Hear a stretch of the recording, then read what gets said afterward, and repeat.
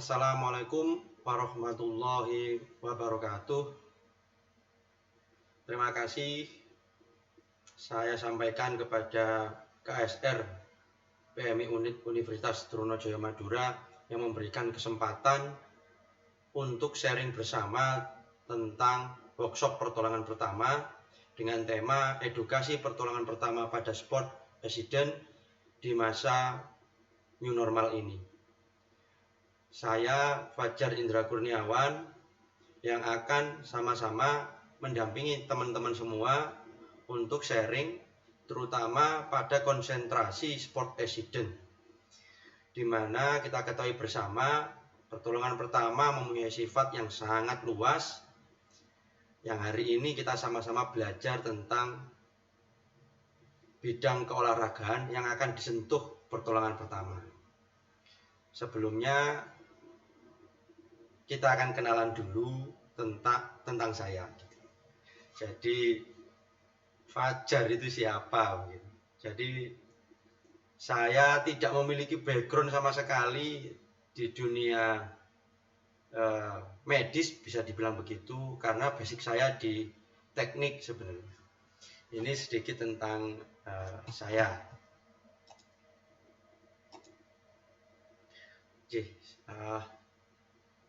Saya lahir di tahun 86, 4 Maret tepatnya.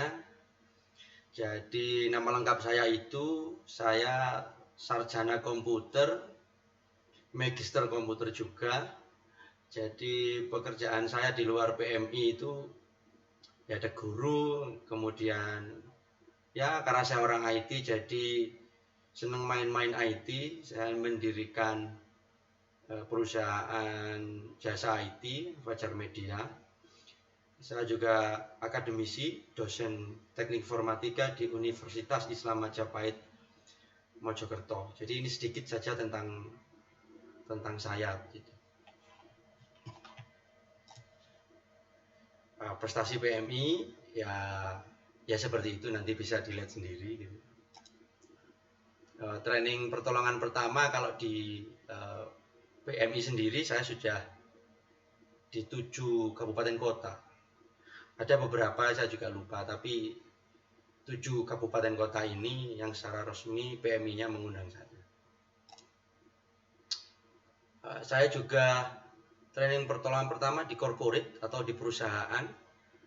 Yang saya ingat benar di sini itu di Tyson Group, itu general kontraktornya Holcim, di mana pesertanya dari Jerman. Beberapa luar negeri bersama teman-teman saya juga yang melakukan training di situ. Keren sekali karena pertama kalinya saya melatih bulim. Nah, ini beberapa perusahaan yang pernah saya training.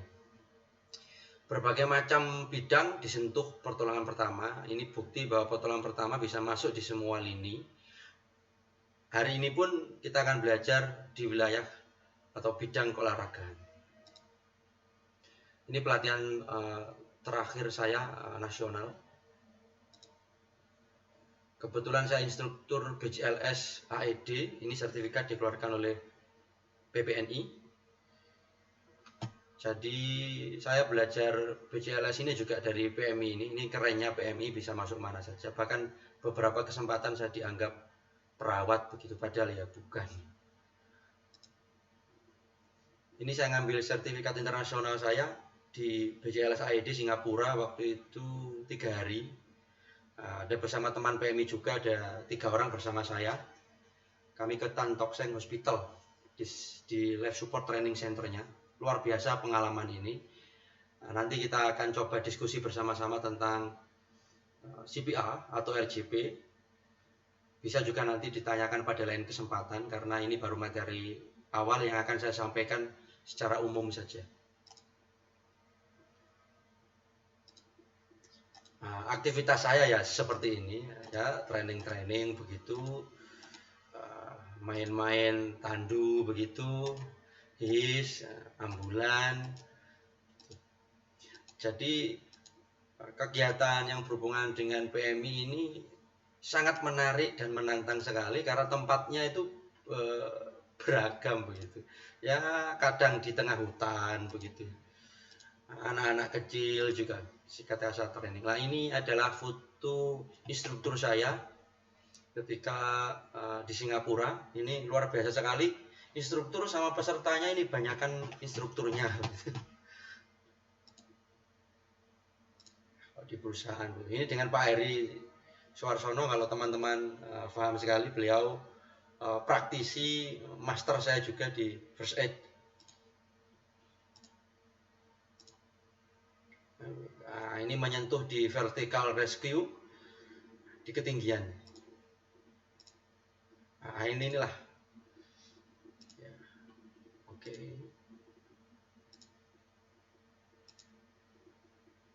Ini dengan Pak Heri juga Pak Hengki, seminar workshop berbasis IT, jadi di IT kan begitu. Oke, baik teman-teman, itu sekilas tentang saya. Nah, berikutnya kita masuk ke materi utama, bagaimana implementasi pertolongan pertama di sport accident, sehingga kita bisa dengan mudah, dengan leluasa melakukan eksplorasi pertolongan pertama. Sebelumnya pertolongan pertama memiliki banyak sekali konsentrasi begitu. Kapan hari saya didatangi orang, ternyata orangnya instruktur selam. Kepingin ngerti pertolongan pertama ketika kasusnya berhubungan dengan cedera-cedera itu. Ada lagi beberapa tim outbound. Ada lagi bagaimana ketika orang pingsan, kalau kita selama ini menangani orang pingsan biasa saja menyentuh tanah, artinya orang itu misalnya upacara begitu atau kegiatan-kegiatan lain yang sifatnya ketika dia pingsan, ya dia secara normal dia berada pada sebuah bidang. Nah, ini pertanyaannya, bagaimana kalau dia pingsan dalam posisi menggantung begitu? Karena ini ada sebuah perusahaan jasa ketiga di mana ada kasus-kasus seperti itu. Jadi mereka ketika berada di ketinggian, kemudian pingsan. Nah, ini pertolongannya jelas berbeda seperti yang selama ini kita lakukan dengan protap first aid pertolongan pertama.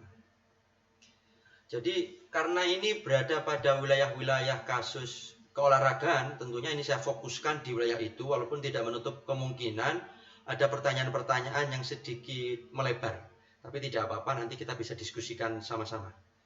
Jadi karena ini saya ulang lagi, titiknya hari ini adalah tentang bagaimana pertolongan pertama itu berada pada tingkat keolahragaan atau sport accident, sehingga kita bisa fokus nanti tidak melebar kemana-mana.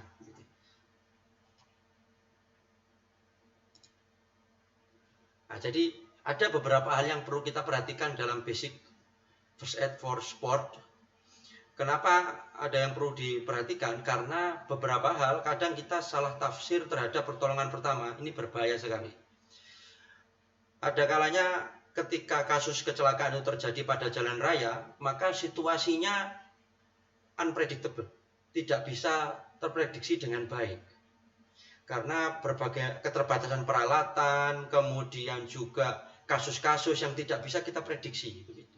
Tetapi kita bisa memfokuskan kemungkinan besar pada kasus itu pada wilayah kasus trauma. Berbeda dengan basic first aid, di mana basic first aid ini adalah basic first aid for sport atau pada wilayah keolahragaan, biasanya terjadwal bahwa akan ada kegiatan di A, di B, di C pada tanggal sekian, pukul sekian. Terus kita atau teman-teman diminta sebagai tim medis atau mendampingi kegiatan itu sebagai tim kesehatan. Nah, itu semua sudah terjadwal. Sehingga kan sudah terjadwal, maka mudah sekali sebenarnya untuk mempersiapkan peralatan, manajemennya, koordinasinya, dan lain sebagainya. Karena biasanya saya sering sekali ditanya, bagaimana jika? Bagaimana jika? Jadi banyak if di situ yang rata-rata if ini lebih ke arah bagaimana kalau alatnya tidak ada. Jikanya seperti itu.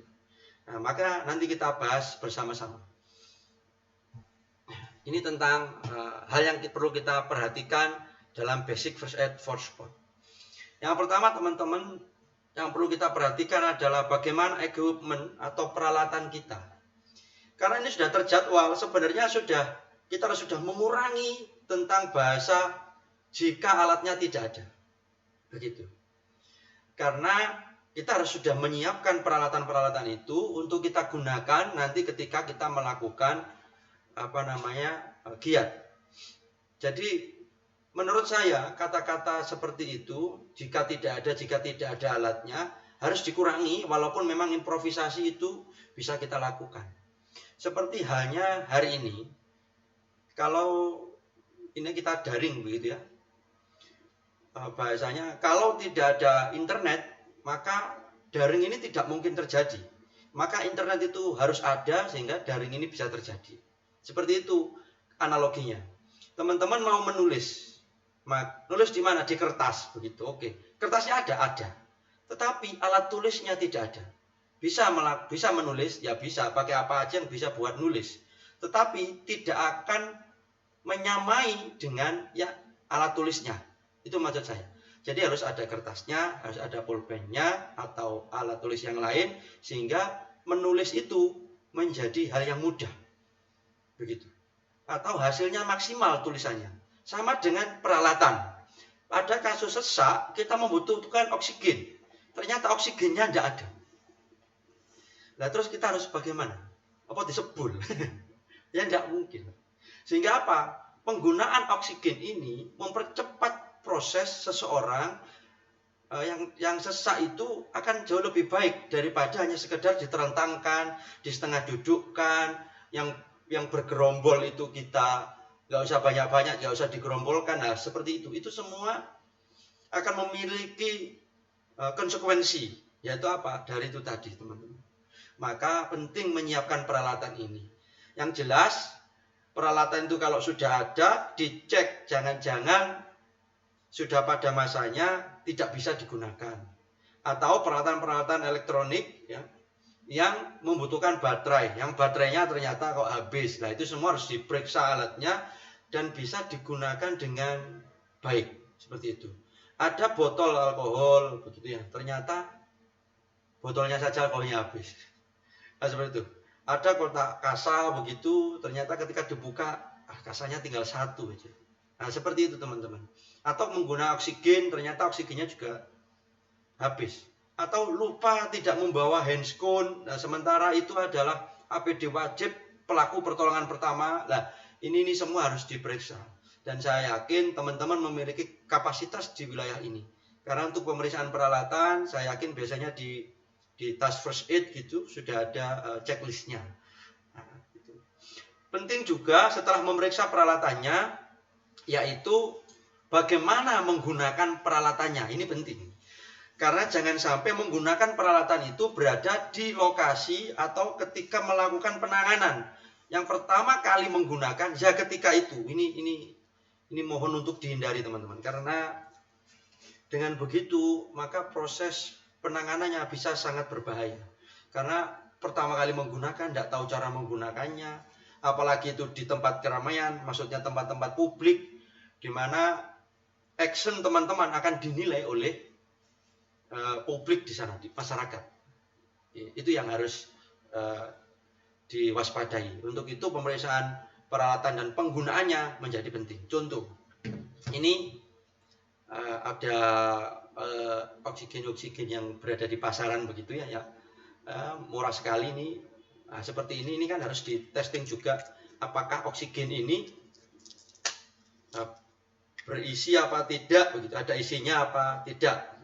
Walaupun ada oksigen yang dengan tipe yang lain. Oke ya. Ini saya kasih oksigen. Coba mana orangnya ini. Bunyi berarti ya ada beneran ini. Oksigen. Nah, ini yang peralatan-peralatan yang biasanya dipakai di wilayah-wilayah sport activity seperti ini, gitu ya. Kalau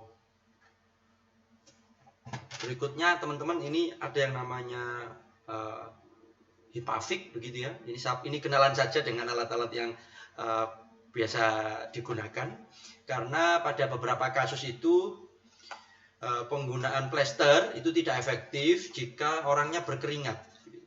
Karena orangnya berkeringat, maka plester itu tidak nempel, ya, karena ada liquidnya atau cairan. Dalam hal ini saya maksud adalah keringat. Penggunaan Impavik ini itu yang mirip-mirip dengan plester, tapi mendegradasi cairan tadi, sehingga walaupun orangnya basah begitu, penggunaan Impavik ini efektif, efisien, ya, mengganti plester. Nah, seperti ini tinggal dipotong sesuai dengan ukuran saja begitu, ya. Stainless untuk guntingnya, tinggal digunting-gunting bisa saja. Jadi penggunaan begini ini akan mempengaruhi performa teman-teman ketika dilihat juga nanti. Termometer, ya, seperti ini, termometer sudah jelas. Karena begini, ada beberapa kasus yang membuat kita itu lama melakukan pengecekan. Salah satunya pada vital sign atau tanda vital. Karena pada tanda vital, kalau kita melakukan versi non tools atau tanpa alat, itu biasanya kita menggunakan jari kita untuk melakukan pengecekan nadi. Kalau orangnya respon itu berada pada radialis, begitu. Kalau orangnya unrespon itu berada pada karotis. Di mana ini kita membutuhkan waktu yang lama, termasuk juga tingkat akurasinya, karena kita terpengaruh dengan lingkungan. Biasanya rata-rata itu ada yang menggunakan 15 detik, yang hasilnya dikalikan 4, begitu. Atau ada yang 30 detik hasilnya dikalikan 2, ya, sehingga tingkat akurasinya lebih baik. Yang lebih baik bagaimana, ya? Kita akan melakukan pengecekan 60 detik sebenarnya, sehingga kita tahu hitungannya per menit. Tetapi dengan hitungan 1 menit itu tuh dirasa lama, sehingga menggunakan jari saja. Nah, gitu aja. Kadang ada pelaku pertama-pertama yang ketika kali-kalian itu lupa. Ini ketemu 12. Nah, 12 kali 4 laliran ngitung. Berapa 12 kali 4? Nah, ini mau nolong saja, kita harus berkutat di wilayah itu. Itulah pentingnya penggunaan alat-alat seperti ini untuk membantu teman-teman semua. Kan begitu. Untuk pengecekan nadi, ini berkembang luar biasa pesat sekali. Saya bisa menyarankan hal-hal yang lain begitu kalau nadi. Kalau untuk termometer ini, yang sekarang lagi in itu kan model-model begini, ya, shotgun begitu, sehingga mempercepat dan kita tahu langsung hasilnya. Jadi ketika menggunakan peralatan-peralatan seperti ini, teman-teman akan kelihatan profesional sekali. Apalagi ini berada pada wilayah-wilayah eksternal, ketika teman-teman giat atau siaga atau apapun namanya, tim kesehatan, tim medis. Nah, penggunaan alat-alat ini luar biasa.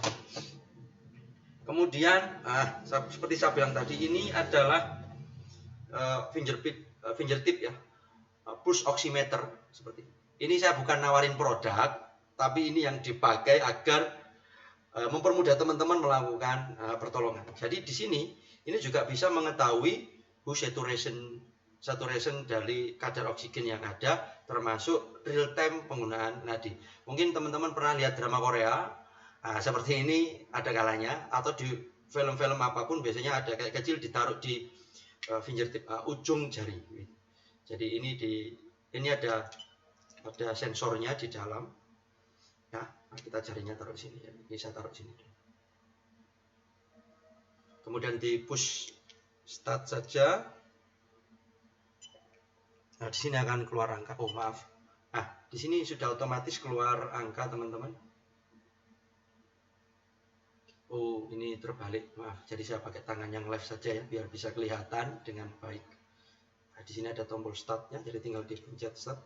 Nah, ini yang saya maksud persiapan pemeriksaan peralatan, karena di sini membutuhkan baterai begitu.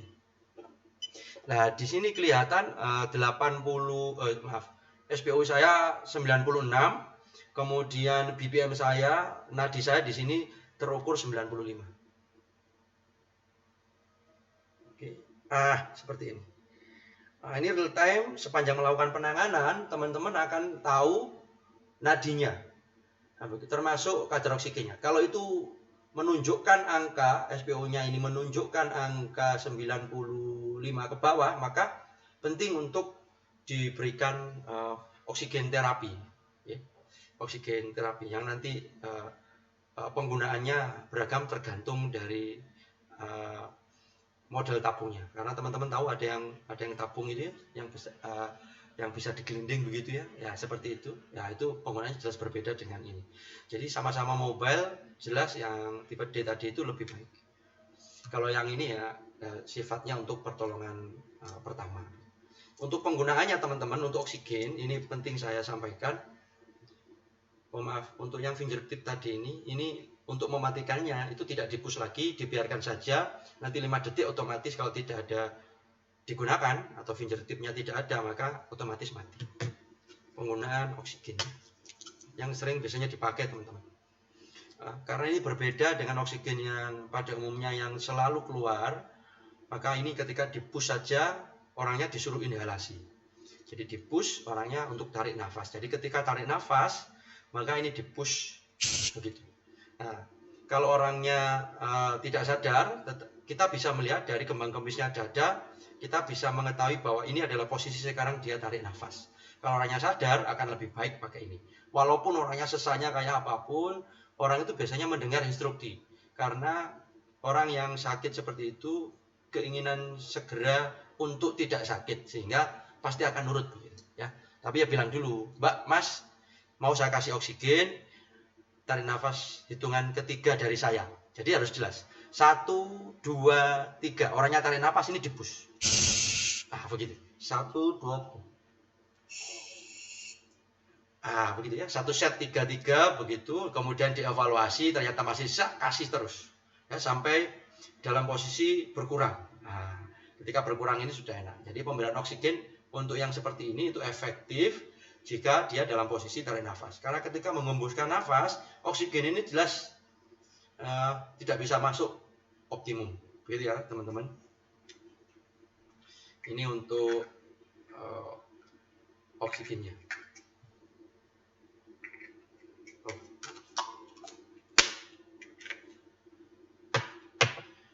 Fingertip sudah dan lain sebagainya itu saya yakin teman-teman punya. Kemudian pada kasus-kasus olahraga biasanya banyak sekali kasus yang melibatkan persendian biasanya, atau bahkan yang paling fatal adalah fraktur atau patah tulang. Nah, teman-teman biasanya sudah siapkan es begitu ya, agar es ini bisa dipakai ketika nanti ada kasus yang berhubungan dengan bengkak begitu. Sehingga teman-teman bawa es. Tapi kelemahannya es itu adalah batas waktu, durasi waktu. Kemudian saya punya pengalaman itu ketika datang sebagai tim medis, esnya nggak ada, kita harus beli dulu. Ternyata belinya jauh. Hal itu harus diperhitungkan teman-teman. Untuk itu penggunaan etil kloret atau klorotil ini penting, ini pengganti es. Jadi punya sifat dingin, ya bentuknya kecil, enak, pocket, taruh di tas di mana aja bisa. Jadi tinggal semprot saja, hati-hati ini tidak digunakan untuk wilayah-wilayah jaringan lunak atau luka-luka jaringan lunak. Hanya bengkak saja di permukaan. Jangan terlalu dekat, jangan sampai kena mata dan lain sebagainya.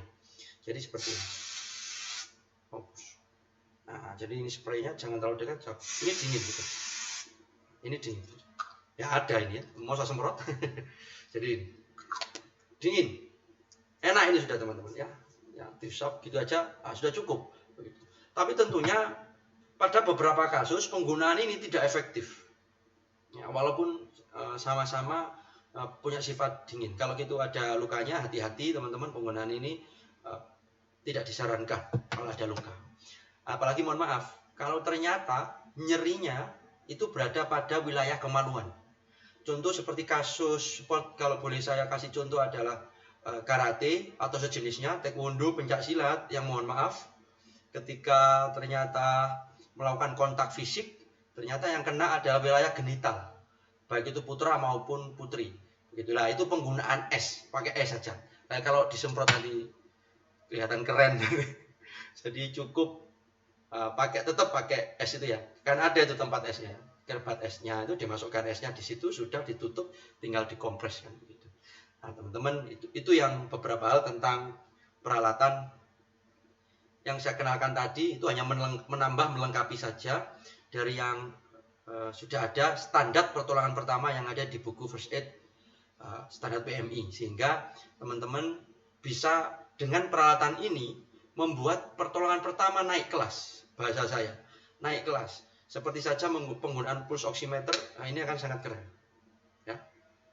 Seperti ditaruh, teman-teman melakukan penanganan, sudah dilihat nadinya berapa, kemudian juga ada pulse oximeternya, Hue saturation-nya. Atau juga teman-teman bisa menggunakan sekarang ini zamannya gadget, di mana ada jam tangan tertentu yang bisa melakukan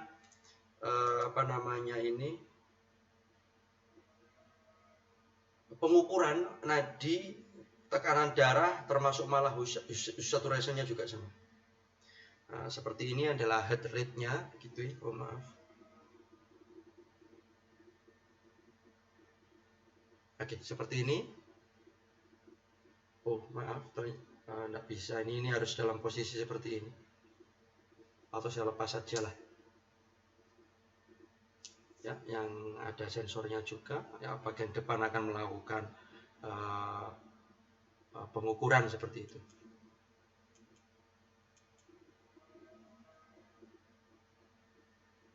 Ya, kayak seperti ini adalah heart rate.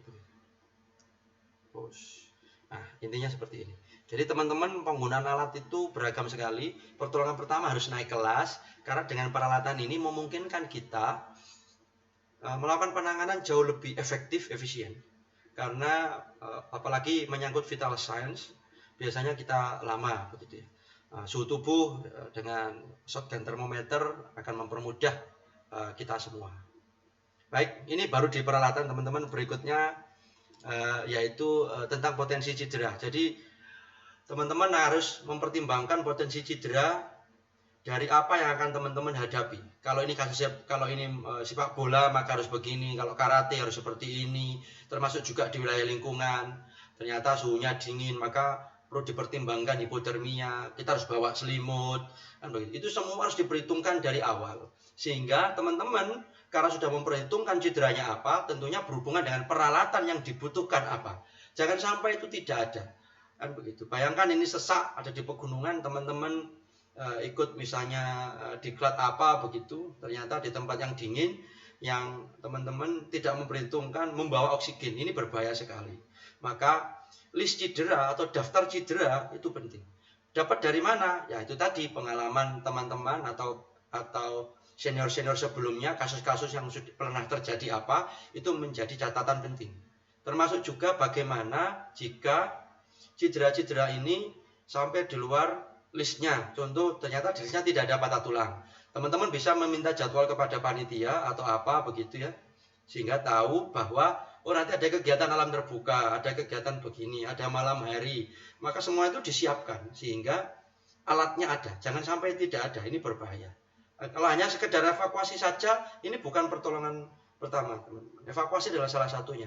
Tapi bagaimana memberikan penanganan yang baik dan benar ketika itu terjadi. Ya, jadi itu. Jadi potensi cedera perlu dipertimbangkan sehingga apa? Berpengaruh terhadap peralatannya yang akan dibutuhkan apa. Begitu. Seperti peralatan khusus tadi, gitu ya. Etil klorid misalnya ada. Kita harus bawa es, seperti itu. Etil klorid dibawa.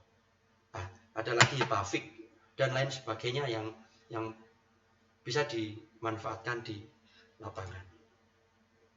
Teman-teman, ini penting untuk kita pahami tentang regulasi. Karena kalau bicara tentang sport accident, itu berhubungan dengan cabang olahraga atau caburnya. Cabang olahraga ini memiliki regulasi yang beragam. Jangan sampai kita tidak tahu regulasinya, karena keinginan menolongnya tinggi, langsung saja ditolong. Kan begitu ya, bisa saja kita yang kena semprit nanti ya, sehingga profesionalisme teman-teman akan diragukan gara-gara itu. Contoh saja, teman-teman kalau melihat pertandingan sepak bola, kalau diperhatikan baik-baik ya, tim medis itu akan masuk dari tanda yang diberikan oleh wasit. Dalam hal ini wasit ya, wasit sepak bola ya gitu, dipanggil begitu langsung. Karena semua wasit di cabang olahraga apapun itu pasti memahami protokol tentang first aid atau pertolongan pertama atau protokol kesehatan atau apapun itu, sehingga memahami bahwa ini tim kesehatan harus masuk begitu. Tidak ujuk-ujuk langsung masuk lari ke tengah lapangan, tanpa ada persetujuan, nah ini berbahaya sekali teman-teman. Sehingga regulasi atau aturan dari setiap cabang olahraga ini perlu diketahui. Contoh saja misalnya kasus karate. Ada di beberapa tempat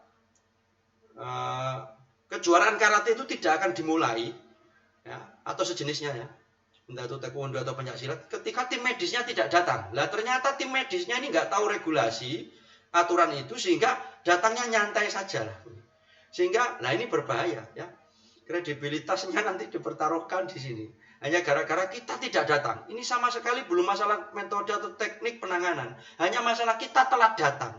Maka itu membuat kejuaraan tadi akan molor sampai belakang. Nah ini penting untuk difahami teman-teman. Sehingga ya on time menjadi bagian tak terpisahkan.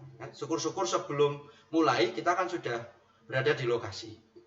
Karena dengan regulasi ini membuat kita paham ternyata ada aturan-aturan yang harus dipatuhi agar kita bisa masuk. Itu yang pertama. Yang kedua, berhubungan dengan juri juga, bahwa keputusan teman-teman ketika itu berada pada cabang olahraga itu mempengaruhi poin peserta yang melakukan kejuaraan. Ketika itu teman-teman menentukan bahwa orang ini tidak bisa lanjut pada pertandingan, lah ini bisa dibayangkan. Tidak bisa lanjut sementara orangnya minta, ofisialnya datang, aduh wis.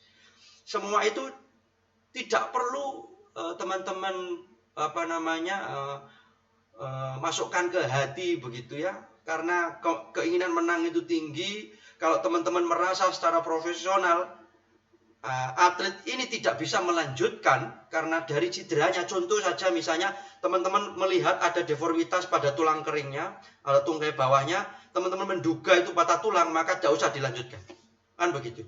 Ternyata ketika teman-teman menemukan orangnya dalam posisi tidak sadar, sudah tidak usah dilanjutkan. Misalnya begitu. Karena tahu dari mekanisme cedera ada tendangan ke arah kepala. Nah, ini penting. Makanya teman-teman ketika di sport di wilayah olahraga, mohon dengan sangat teman-teman untuk fokus pada area itu, tidak pada handphonenya. Okay? Hati-hati pada handphonenya. Karena pada first aid assessment atau penilaian pertolongan pertama, melihat kejadiannya, kita akan tahu mekanisme cedera, maka penanganannya akan jauh lebih mudah. Ketimbang teman-teman tidak fokus, mohon maaf, dengan melihat HP, tiba-tiba disemprit, disuruh masuk ke dalam area, karena di situ tiba-tiba sudah tergeletak. Nah teman-teman bagaimana ini melakukan penanganannya? Penanganannya akan jauh lebih lama, karena teman-teman meraba-raba, menekan-reka. Berbeda dengan ketika melihat langsung, maka itu akan enak melakukan penanganan. Ini tadi ditendang di perutnya, maka orangnya seperti ini, kasusnya begini, tergeletak, tidak sadar, atau ternyata dia mimisan, nah seperti itu mempengaruhi ini. Teman-teman biasanya akan ditanya oleh wasit, bagaimana? Begitu. Kalau teman-teman akan berbicara bahwa, sudah Pak, saya tidak berani. Sudah, dihentikan saja. Tapi kalau ada yang maksa, ya disilakan. Tetapi itu bukan tanggung jawab kita. Sampaikan saja. Kalau mau silakan, tapi bukan tanggung jawab saya. Tetapi biasanya wasit itu akan meminta pertimbangan medisnya. Seperti itu teman-teman untuk regulasi. Koordinasi dan komunikasi ini penting ketika ternyata ada tim-tim lain yang diundang yang di luar dari PMI. Contoh ternyata ada dokter di situ.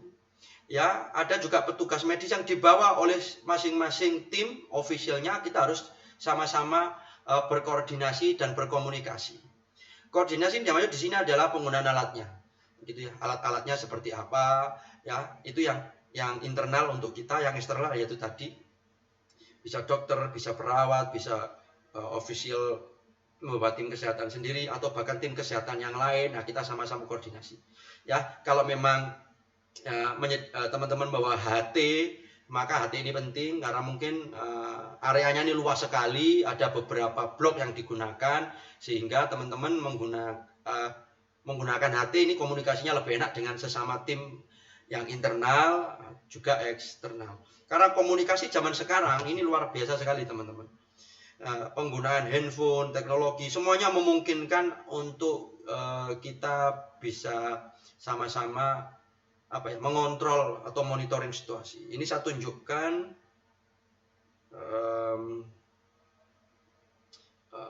penggunaan teknologi begitu ya. Oke, nah ini.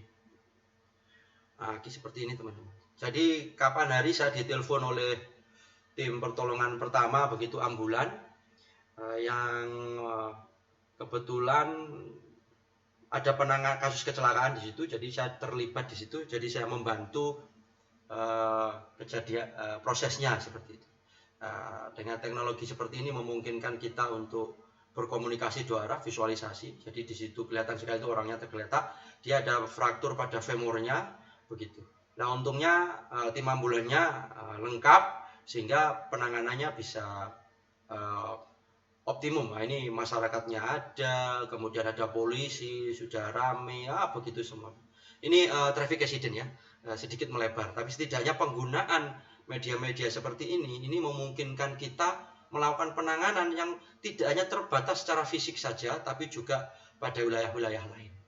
Seperti itu teman-teman. Ini tentang koordinasi.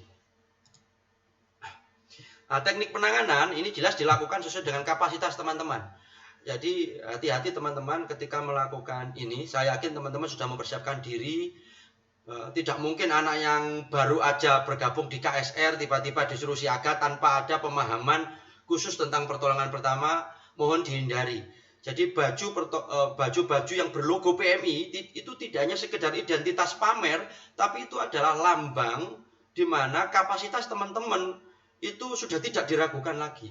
Jadi hati-hati menggunakan baju-baju berlogo Palang Indonesia atau ambulan kru atau first aider yang warna-warna merah itu harusnya ditunjang dengan pemahaman teman-teman yang baik tentang pertolongan pertama, sehingga kelihatan performanya bagus begitu ya dari sisi bajunya, tapi ketika melakukan penanganan bingung. Nah ini hal yang perlu dihindari.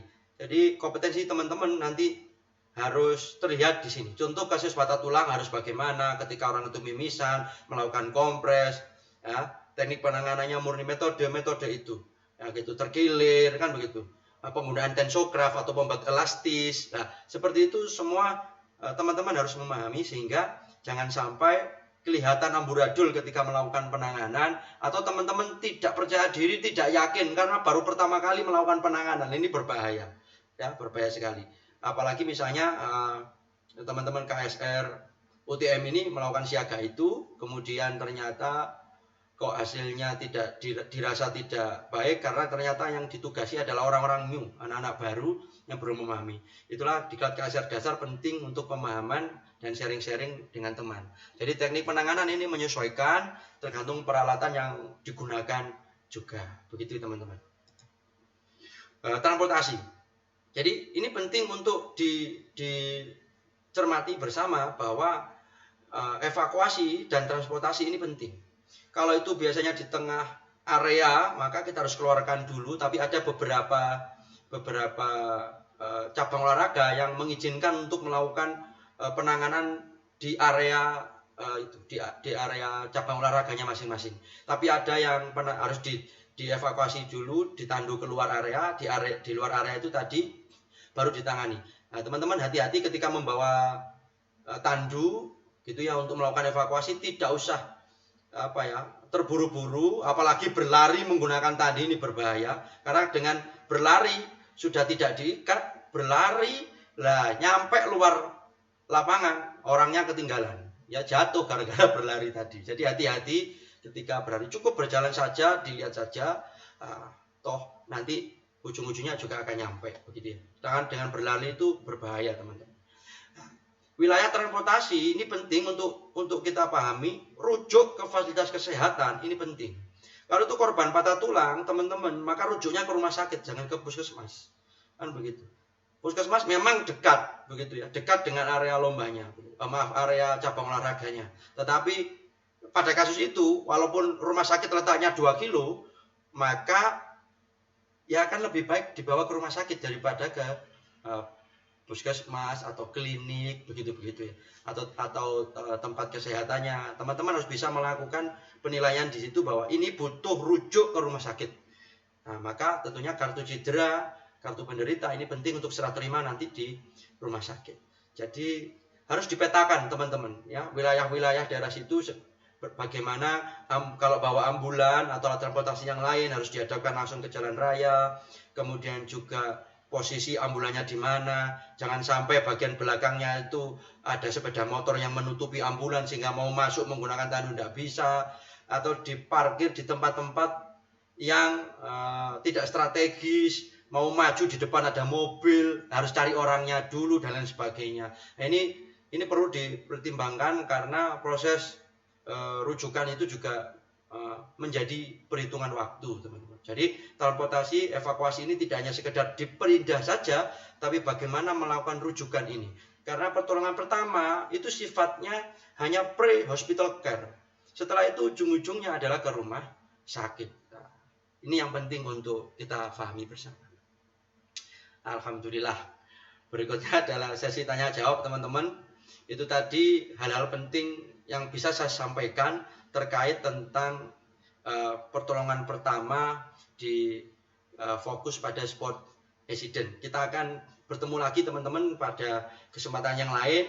Kesempatan yang lain nanti sepertinya tidak perlu lagi ada materi, tapi kita akan sharing bagaimana implementasi ini di wilayah yang teman-teman lakukan, atau pengalaman-pengalaman yang teman-teman lakukan nanti bisa kita sharing sama-sama bagaimana tinjauan-tinjauannya atau apa aja yang bisa dilakukan dan lain sebagainya. Kita nanti bisa leluasa sharing, teman-teman, sehingga tidak hanya sekedar teori saja, tetapi prakteknya juga kita bisa pahami dengan baik walaupun secara daring. Teman-teman, terima kasih sudah diberikan kesempatan ini. Kita akan bertemu pada kesempatan yang lain untuk sesi tanya jawab. Salam pertolongan pertama. Siapapun bisa jadi pahlawan. Everyone can be hero. Salam first aid. Terima kasih. Assalamualaikum warahmatullahi wabarakatuh.